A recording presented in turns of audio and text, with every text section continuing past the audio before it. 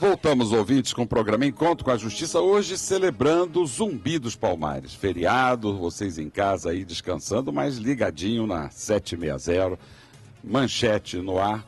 E, professor Antônio Carlos, esses fatos todos ocorreram justamente numa região de maior pobreza no Brasil, né? Era naquela época e é até hoje, que é o Nordeste brasileiro. Há também uma certa celeuma a respeito. Onde aconteceram esses fatos? Foi do estado de Alagoas, foi do estado de Pernambuco. Na verdade, surgiu o estado de Pernambuco justamente nesta ocasião, né, com a invasão dos holandeses e tudo. Estava tudo ainda territorialmente meio confuso. O Zumbi dos Palmares, onde fica localizado para que os nossos ouvintes saibam onde ocorreram esses fatos? Pois é, fica numa região, hoje chama-se geopolítica, né? Entre Alagoas e Pernambuco. Era de Alagoas e hoje passou a ser... hoje é Alagoas. Hoje é Alagoas. Era de Pernambuco, passou a ser de Alagoas, né? Aliás, Pernambuco era um estado tão grande que ele vinha até Minas Gerais, até onde hoje é Minas Gerais. Era tão grande. Foi na Confederação do Equador, né, quando os pernambucanos se rebelaram contra Dom Pedro I, que o estado de Pernambuco foi reduzido àquele pedacinho de terra que é hoje, e criado vários estados ali para poder diluir a força do estado de Pernambuco. Mas Pernambuco era muito grande e era um estado muito relevante. Quem era Duarte Coelho? Olha, Duarte Coelho foi governador, né, figura muito importante nesse momento de centralização política do Brasil, né, e de dominação portuguesa dessas terras. Pois é, ouvinte, vejo, nós estamos falando da formação do Brasil, quando o Brasil ainda não era Brasil. Esta que é a realidade. O Brasil era Portugal, o Brasil era Espanha, o Brasil era Holanda. Aliás, Eduardo, essa questão da referência do que somos é muito interessante. Eu, há uns 2 anos, me reportei a um magistrado português. Eu falei, não, porque vocês, portugueses, né, me reportando a um período histórico aí do século XVIII ou do século XVII, e falou assim, vocês não, nós, porque nós éramos um povo só. Vocês é que depois se divorciaram de nós. Né? Nós fomos divorciados, né? Porque pelo próprio português e por motivos políticos. E histórico-políticos, muito importante, porque Dom Pedro I era português, né? Aliás, ouvintes, ontem eu estava com um dos tentáculos capilares, né? Um resultado de tudo isso. Falando da proclamação da República? Não, senhor, eu estive com o príncipe Dom Bertrand. E me tratou de uma forma muito respeitosa e tudo, me chamando de desembargador, não é isso? Porque ele é formado em direito e tudo. E é engraçado, porque os monarquistas, eu estava lá em São Paulo, e São Paulo, de uma certa forma, é monarquista. E nós estamos falando, ouvinte, veja bem, nós continuamos a falar de Zumbi, porque ao falar da formação do Estado brasileiro, nós estamos falando daqueles que contribuíram para essa nossa identidade de hoje. E o príncipe, quando ele fala, é engraçado, ele é ouvido, o silêncio era sepulcral. E ele tem aquela pose, né, de monarca. Né? Aliás, essa casa de Bragança, que tem uma herança de Habsburgo, aliás, o amarelo da bandeira brasileira não é ouro coisíssima nenhuma, né? Esse é o ouro de Habsburgo, né, que usava as mulheres para fazer política. Usava as filhas e as próprias mulheres para fazer política. A Leopoldina, né, que foi a rainha do Brasil, a imperadora do Brasil, ela foi doada a Dom Pedro pela família. Isso é como os Habsburgos, né, da Áustria, eles fazem da Áustria, daquela região toda ali do Império Austro-Húngaro. E eles entregavam as filhas como uma forma de fazer aliança política. E o amarelo, né, da nossa bandeira é o amarelo de Habsburgo, não há expressão, não há referência a ouro nenhum, né? Mas eles inventaram depois, a República depois passou a tratar isso. A gente está pensando que nós trocamos de assunto, trocamos não, porque nós estamos falando de mitos. E Zumbi, numa determinada altura, e é disso que nós estamos falando, ele é mitológico, porque até a existência dele é contestada por alguns, como alguns contestam até a existência de Jesus. Mas o fato é o seguinte, ainda que ele não tivesse existido, o sentimento que o levou a se libertar a qualquer custo é o que interessa. Isto não é mito, isto é realidade. E eu acabei de contar um fato da minha infância em que eu sentia liberdade. Eu senti como era bom nós pagarmos o preço que fosse, e eu ia apanhar naquele dia, certamente ia. Não fora um incidente maravilhoso. O meu pai chegou antes do trabalho, e meu pai não Mas permitia. deixa eu te contar uma. Nas conversas dos marinheiros durante a revolta chibata, um deles fala das consequências, que deveriam tomar cuidado com as consequências do que estavam fazendo e como conduzir as negociações para que minorar essas consequências. Né? Isso chega a estar O centro nervoso era a chibata. Exatamente. Era a chibata. Era a forma que se usava de domar aqueles monstros do mar, né? Que só mesmo também. Diga, desembargador, o senhor está... Não, eu estou ansioso para anunciar aqui a presença tão ilustre da professora Helena Teodoro, essa nossa convidada de hoje, que é quem vai nos ilustrar, nos iluminar aqui sobre essa questão dos festejos do Dia de Zumbi. Por que hoje é feriado? Por que nós estamos celebrando o dia dessa figura emblemática, dessa figura lendária, dessa figura mítica, dessa figura da história do Brasil, Zumbi dos Palmares? E justamente por que nós estamos comemorando hoje, dia 20 de novembro, o Dia de Zumbi? Porque esse nosso herói, ele foi decapitado. Aliás, era um costume antigo, né? Tiradentes também foi decapitado, Zumbi dos Palmares, os nossos heróis da nossa pátria, eles tiveram a sua cabeça retirada do corpo, justamente no dia 20 de novembro de 1695. E também, como Tiradentes, a sua cabeça ficou exposta para a execração pública. Então, agora, contando com a presença da professora Helena Teodoro, quem eu agradeço a sua presença aqui. Muito obrigado, professora. E o que nós temos a festejar hoje, professora, para que os nossos ouvintes saibam por que esse programa especial está sendo realizado hoje? Antes, eu queria que o desembargador Antônio Carlos Esteves fizesse uma saudação à sua presença e, inclusive, além da saudação, ele é o nosso poeta-mor.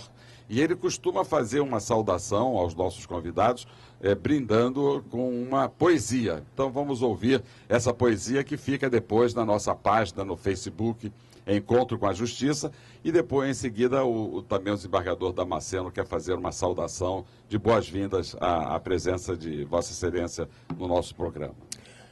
São muitos anos agora de humilhação abjeta, e no peito onde mora a mágoa que lanceta, mágoa cruel embora, ânimo n'alma injeta na luta de toda hora, hora que a paz acarreta. Aqui ninguém se arvora, nem aquele que projeta tudo que mais se adora, num passado que deleta, o futuro que devora, a vida do nada completa. Bom dia, professora, e bom dia, ouvintes. Bom dia, professora, seja bem-vinda.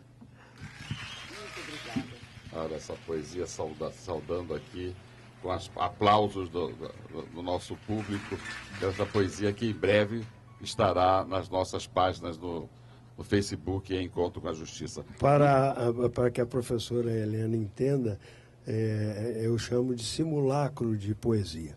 Dessa vez não é um simulacro de poesia, porque é um soneto construído dentro da técnica dos 2 quartetos e dos 2 tercetos, e com as rimas todas colocadas no seu lugar. Por isso ficou pobre de sentimento. Ah, meu Deus, por isso o desembargador Antônio Carlos é um verdadeiro poeta, além de ser um grande amigo, uma pessoa assim que faz parte da história da minha vida. Falar de Zumbi... Professora, nosso programa, felizmente, para nossa alegria, ele é também transmitido ao vivo pela www.redejuridicatv.com.br. E eu estou mencionando isso porque os nossos telespectadores, além dos ouvintes, os ouvintes não, mas os telespectadores vão poder olhar para a senhora e ver a beleza de mulher que a senhora é. E bem merece justamente esta poesia do nosso poeta Antônio Carlos Esteves. Muito obrigada. Falar aqui é uma honra, principalmente por elementos que fazem parte de uma elite, né? E nesse dia 20 de novembro, ter o reconhecimento da justiça de que Zumbi foi um herói que venceu 64 batalhas, Caxias venceu 5, ele venceu 64. E por que o dia 20? Em toda a documentação de pesquisa, nós encontramos o 20 de novembro como sendo uma data de fuga, de rebelião, de revolta, de resistência da comunidade negra brasileira. A ideia que sempre foi transmitida pela historiografia de que a escravidão no Brasil era tranquila, era pacífica, era absurda. A escravidão sempre foi muito cruel e os negros nunca foram passivos e nem a aceitaram de bom grado. É interessante a gente ver, inclusive, gerava um medo muito grande, né, da população branca, né, de uma possível libertação, né, feita pelos próprios escravos. Né? Mas esse medo não é um medo daquela época. Aquele medo é um medo que persiste até hoje. Há um medo enorme da população negra nesse país. E toda vez que a gente vê as manchetes de jornais, a gente vê o extermínio da juventude negra. A gente vê todo um processo de intolerância em relação à nossa cultura e à nossa tradição. O Zumbi, ele tem uma história muito interessante porque ele nasceu, contam os pesquisadores, num quilombo. Depois, esse que foi perseguido, como sempre os quilombos eram perseguidos, e ele vai ser educado por um padre, mas ele volta para as suas origens e vai ser o comandante de um grupo. Inclusive, a ideia de Quilombo dos Palmares não é um quilombo, é um grupo de mucambos que vai dar a primeira experiência de governo parlamentarista nesse país. Professora Helena, desculpe, mas os nossos ouvintes ficam curiosos quando nós usamos termos que não são comuns. Por exemplo, a Márcia do Leme, ela já ligou, pergunta assim para que nós possamos esclarecer o que são quilombos. E a senhora usou agora uma outra expressão, mucambos. Para que os nossos ouvintes entendam melhor, porque nós aqui, embora sejamos todos da justiça, nós evitamos o juridiquês, procuramos traduzir. Então vamos traduzir também essa linguagem da nossa mãe África, né, que tem certo significado que a população como um todo às vezes desconhece. Por exemplo, quilombo, mucambo, né? Se a senhora puder esclarecer cada vez que usar um desse terminologia, sim, vai ser bom. Com certeza. Os quilombos eram umas espécies de cidadelas na floresta ou em lugares afastados, onde os negros, fugidos das fazendas, viviam, se organizavam e era um espaço de cultivo da terra, de desenvolvimento, de educação na tradição cultural negro-africana e indígena. Os índios, nos quilombos existiam negros, brancos e índios. Era um espaço absolutamente democrático. A gente pode dizer que essa construção de um país onde todos os segmentos e todos os grupos étnicos possam estar presentes está revelada em Palmares.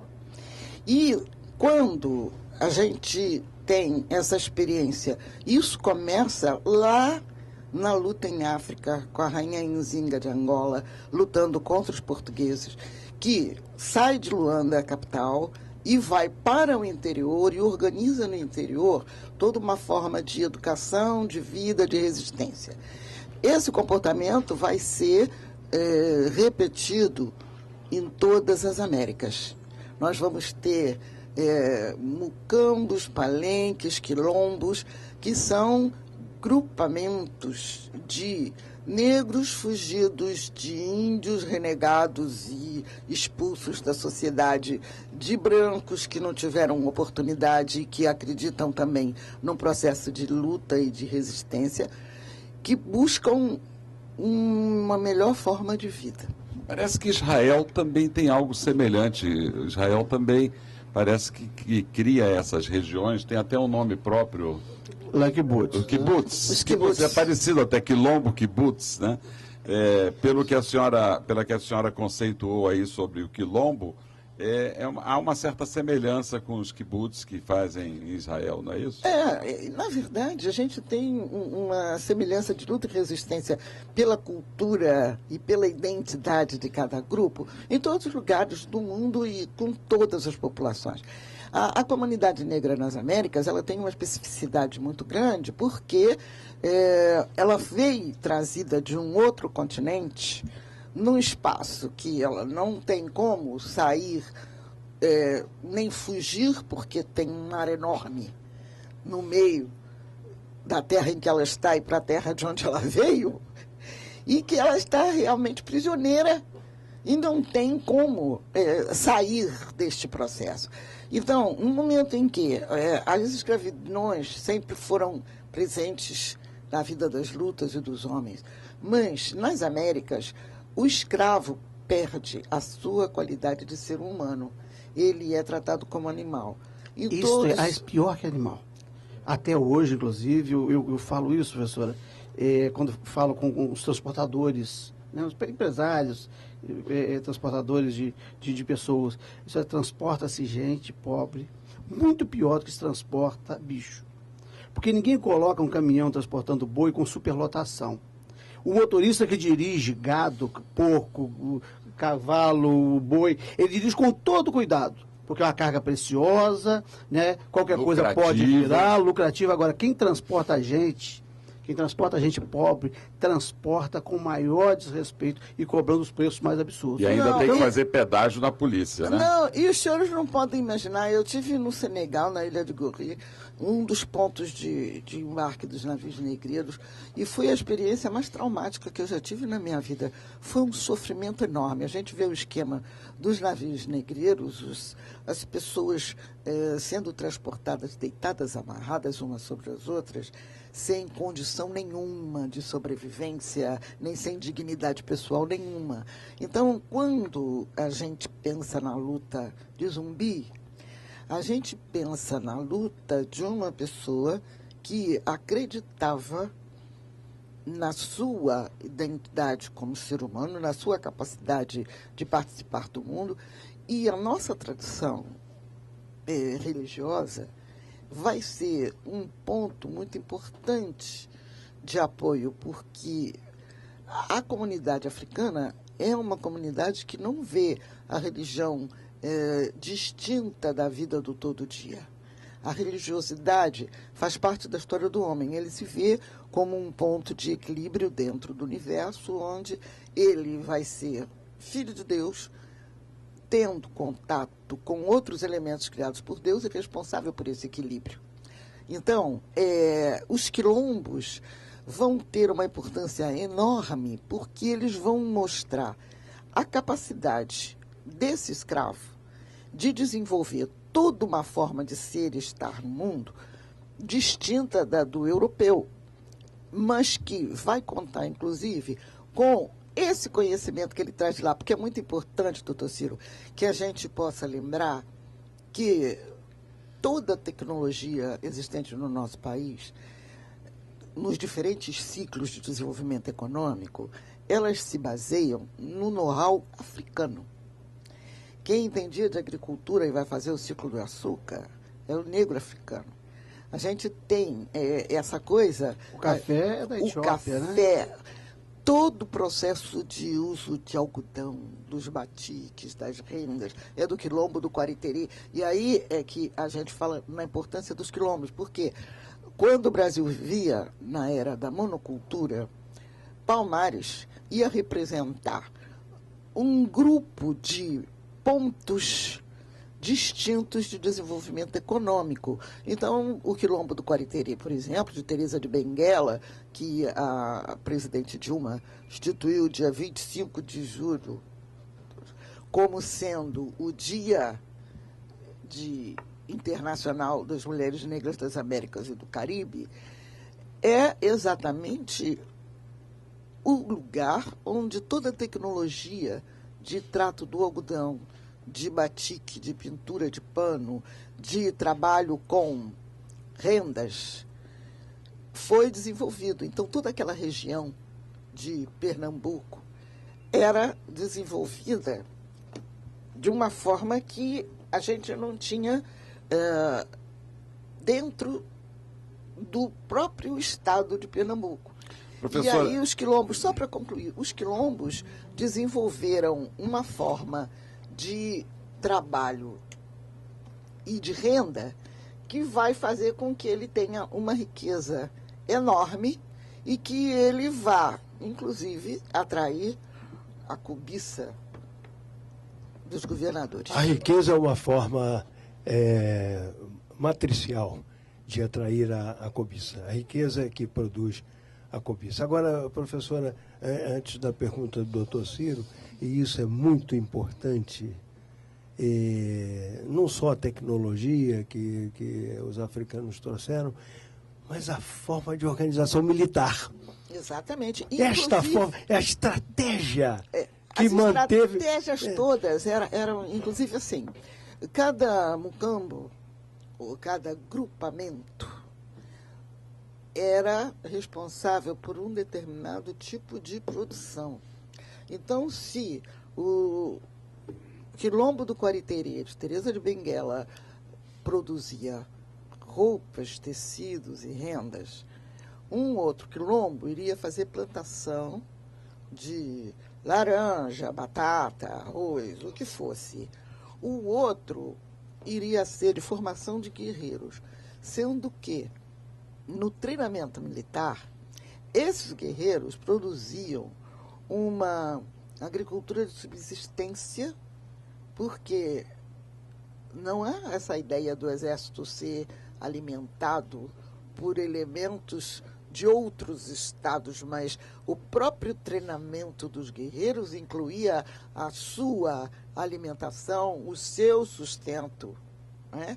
E era uma coisa tática.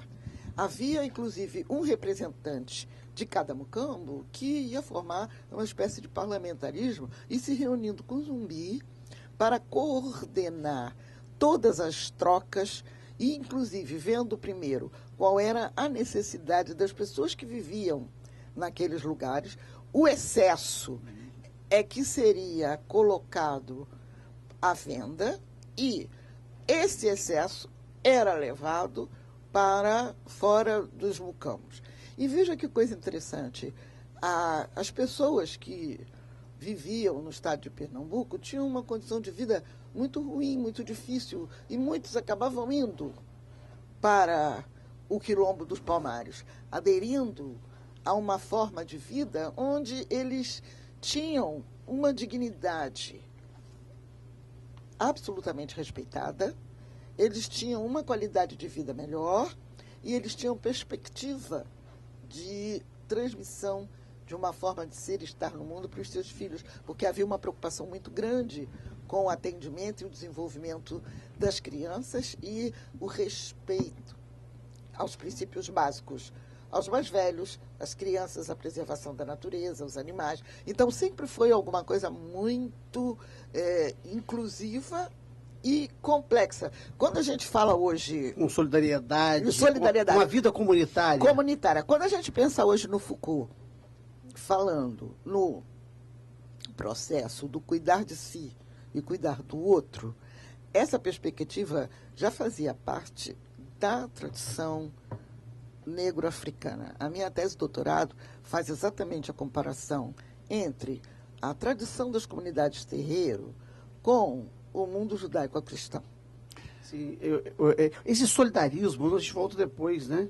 Esse solidarismo me parece muito presente ainda nas favelas do Rio de Janeiro. Não apenas nas favelas, mas até nas escolas de samba. São as famílias extensivas africanas. A família não é a família consanguínea. A família é o grupo de pessoas que vivem, lutam e pensam de uma mesma forma ou com os mesmos objetivos. Vamos fazer um pequeno intervalo e voltamos hoje comemorando o Dia de Zumbi dos Palmares.